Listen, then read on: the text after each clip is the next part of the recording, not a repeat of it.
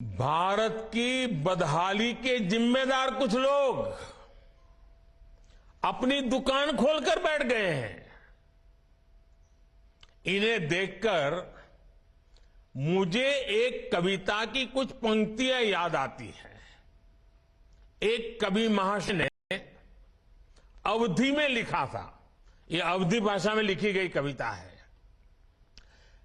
गायित कुछ है, हाल कुछ है, लेबिल कुछ है, माल कुछ है। 24 के लिए 26 होने वाले राजनीतिक दलों पर यह बड़ा फिट बैठता है। गायित कुछ है, हाल कुछ है, लेबिल कुछ है और माल कुछ है। यानी गाना कोई और गाया जा रहा है, जबकि सच्चाई कुछ और है। लेबल किसी और का लगाया गया है, जबकि प्रोडक्ट कुछ और ही है। इनकी दुकान की यही सच्चाई है। इनकी दुकान पर दो चीजों की गारंटी मिलती है। एक तो ये अपनी दुकान पर जातिवाद का जहर बेचते हैं और दूसरा ये लोग असीमित भ्रष्टाचार करते हैं। आजकल ये लोग बेंगलुरु में जुटे हैं। एक जमाने में एक गाना बहुत मशहूर था, मुझे तो पूरा याद नहीं है, लेकिन मुझे याद आ रहा है। एक चेहरे पर कई चेहरे लगा लेते हैं लोग। एक चेहरे पर कई चेहरे लगा लेते हैं लोग। आप देखिए ये लोग कितने चेहरे लगाकर बैठे हैं। जब ये लोग कैमरे के सामने एक फ्रेम में आ जाते हैं तो पहला विचार देश के सामने क्या आता है? पहला विचार देश के लोगों के मन में यही आता है, पूरा फ्रेम देख करके देशवासी यही बोल उठता है, लाखों करोड़ों रुपए का भ्रष्टाचार। इसलिए देश की जनता कह रही है कि ये तो कट्टर भ्रष्टाचारी सम्मेलन हो रहा है। कट्टर भ्रष्टाचारी सम्मेलन हो रहा है। ये लोग गा कुछ और रहे हैं, हाल कुछ और है, इन्होंने लेबल कुछ और लगाया हुआ है, माल कुछ और है। इनका प्रोडक्ट है 20 लाख करोड़ रुपए के घोटाले की गारंटी। 20 लाख करोड़ रुपए के घोटाले की गारंटी। साथियों, इस बैठक की एक और खास बात है। अगर कोई करोड़ों के घोटाले में जमानत पर है तो उसे बहुत सम्मान की नजर से देखा जाता है। अगर पूरा का पूरा परिवार ही जमानत पर है तो उसकी और ज्यादा खातिरदारी होती है।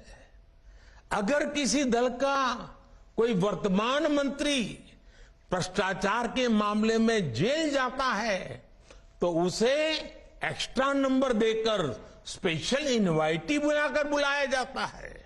अगर कोई किसी समाज का अपमान करता है, अदालत से सजा पाता है, तो उसकी बड़ी आवाभगत होती है। अगर कोई अदालत से करोड़ों के घोटाले में दोषी पाया गया है तो इस बैठक में शामिल होने की उसकी क्वालिफिकेशन और बढ़ जाती है। बल्कि ये लोग तो उससे मार्गदर्शन मांगते हैं। भ्रष्टाचार को लेकर इनमें बड़ी आत्मीयता है, बड़ा प्रेम है। इसलिए 20 लाख करोड़ रुपए के भ्रष्टाचार की गारंटी देने वाले ये लोग बड़े प्रेम से, बड़ी आत्मीयता से आपस में मिल रहे हैं। साथियों, भ्रष्टाचार की इस दुकान में जुटे हुए ये सभी परिवारवाद के कट्टर समर्थक हैं।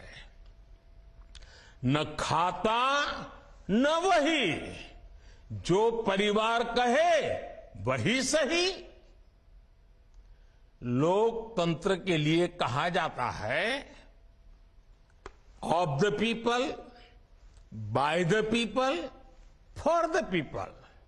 लेकिन इन परिवारवादियों का मंत्र है of the family, by the family, for the family. Family first, nation nothing. इन लोगों का मोटो है, इनकी यही प्रेरणा है। ये लोग देश के लोकतंत्र को, देश के संविधान को अपना बंधक बनाना चाहते हैं। इनके लिए मैं यही कहना चाहूंगा, नफरत है, नफरत है, घोटाले हैं, नफरत है, घोटाले हैं, तुष्टीकरण है, मन काले हैं। नफरत है, घोटाले हैं, तुष्टीकरण है, मन काले हैं। परिवारवाद की आग के दशकों से देश हवाले हैं। साथियों, इनके लिए देश के गरीब के बच्चों का विकास नहीं, बल्कि अपने बच्चों का, अपने भाई भतीजों का विकास मायने रखता है। आजकल आप देखते हैं कि देश में स्टार्टअप बढ़ रहे हैं। हमारे युवा बड़ी संख्या में पेटेंट करा रहे हैं, ट्रेडमार्क रजिस्टर करा रहे हैं। स्पोर्ट की दुनिया में मेरे देश के नौजवान छाए हुए हैं, बेटियां कमाल कर रही हैं। ये युवा शक्ति हमारे देश में पहले भी थी, लेकिन इन परिवारवादी पार्टियों ने कभी देश के सामान्य युवा की शक्ति के साथ न्याय नहीं किया। इनकी एक ही विचारधारा है, एक ही एजेंडा है, अपना परिवार बचाओ, परिवार के लिए भ्रष्टाचार बढ़ाओ।